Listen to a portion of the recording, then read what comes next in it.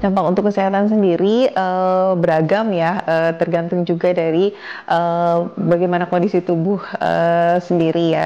Biasanya tuh untuk konsumsi santan berlebihan bisa mengakibatkan juga ke dalam tubuh tuh diare seperti itu. Kemudian peningkatan resiko berat badan, peningkatan resiko kolesterol ya, sehingga dapat meningkatkan juga resiko penyakit jantung dan hipertensi seperti itu.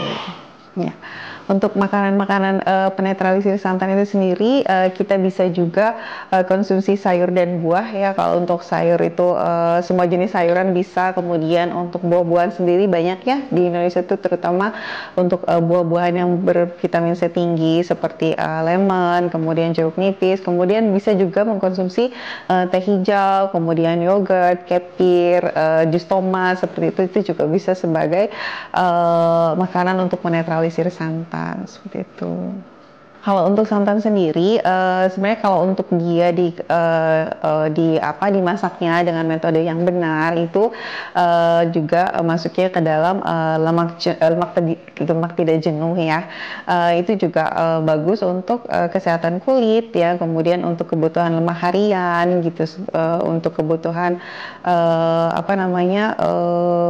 kesehatan otak itu juga bisa didapat dari lemak baik dari santan.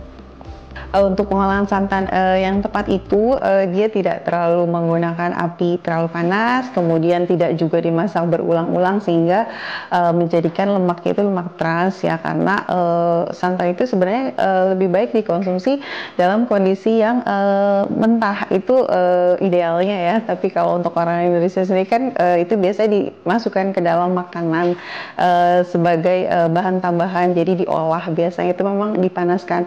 Hanya saja mungkin proses memasaknya itu santan itu tidak boleh terlalu panas, yang mungkin bisa menyebabkan kalau ibu-ibu di rumah tuh biasanya santannya pecah. Nah itu biasanya lemaknya itu udah berubah gitu ya, rantai lemaknya udah berubah jadi rantai lemak jenuh. Maka itu apalagi kalau untuk makanan yang dipanaskan berulang-ulang, nah itu untuk sebisa mungkin bisa kita hindari seperti itu. Untuk kebutuhan orang Indonesia sendiri berdasarkan Kemenkes itu cukup 50 gram gula dikonsumsi dalam batas konsumsi harian seperti itu. Jadi memang kita juga harus bisa mengkontrol ya, atau mengendalikan juga asupan lemak dan gula serta garam ya, yang disebut dengan biasanya gula, garam, minyak, GGM itu untuk orang Indonesia itu sebenarnya juga untuk kesehatan ya, menjaga kesehatan itu juga harus dikonsumsinya tidak berlebihan seperti itu. Ya, yang pasti yang pertama itu kita bisa mengontrol ya, atau bisa mengendalikan apa yang kita konsumsi setiap hari ya. Kalau misalnya kita banyak berkunjung ke sanak famili itu dengan banyaknya beragam makanan yang tersedia, terhidang, itu kita juga harus bisa memilih makanan apa saja yang bisa kita konsumsi. Jadi jangan terlalu berlebihan. Kemudian yang kedua, banyak minum air putih ya.